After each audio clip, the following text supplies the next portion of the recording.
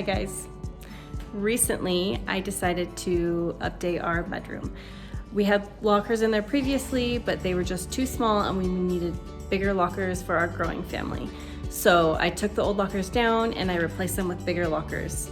I'm gonna show you the whole process. It's a fun one. So here I am building the frame. I used 2x4s for the frame, and I built the frame to be level with the baseboards. After the base was all built, I started building the Ikea units.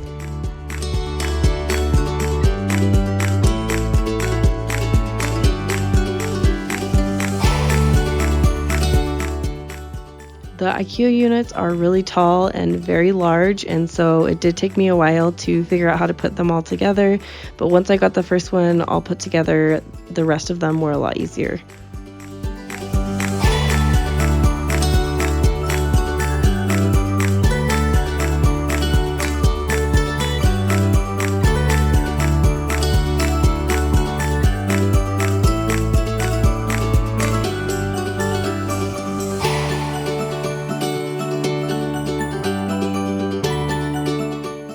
Trying to get the Ikea units all into this small space. They're really tall. It was very difficult to get them in and not have them fall over. I started by bringing the Ikea unit that went next to the wall in first, and then the second one, and then the last one after that.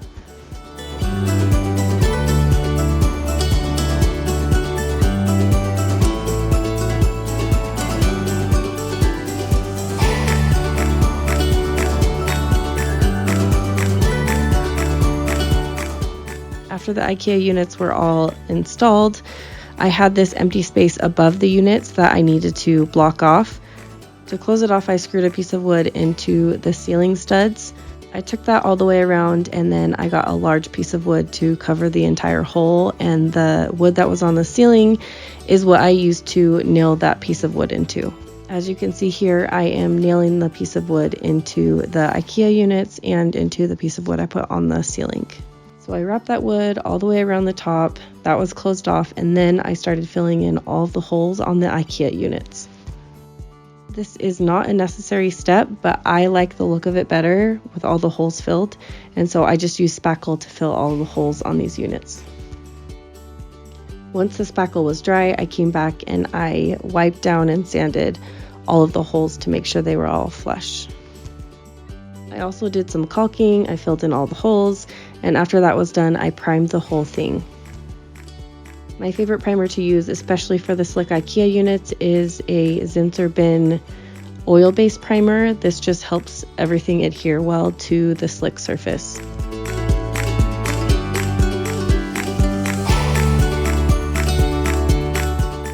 After everything was all primed, then I started painting.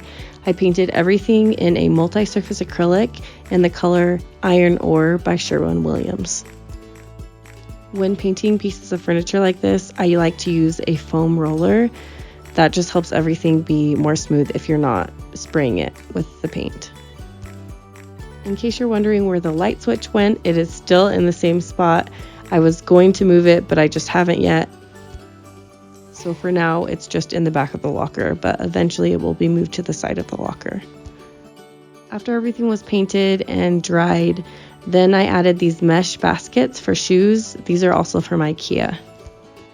To make it easier to find shoes, I did 2 shallow baskets for each locker. That way shoes didn't get lost in the big baskets.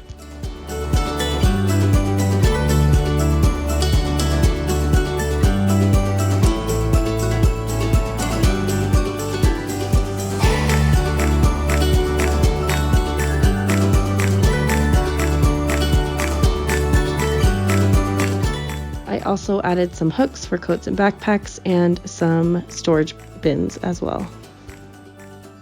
Then I added these doors, also from Ikea, but I did add handles to them so they were easier to open.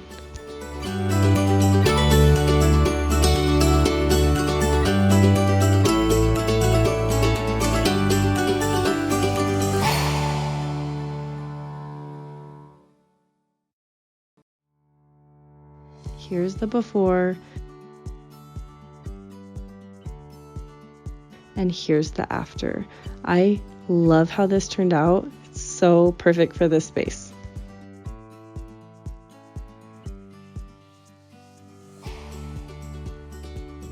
I love how these lockers turned out. They're so perfect, a much better size for our family, and I just think that they go with the rest of our house so well. I hope you enjoyed watching this. I've linked everything that I used in the description, as well as my DIY courses. If you're looking to learn how to DIY, that's an excellent resource. Make sure to like and subscribe, and I'll see you guys next week.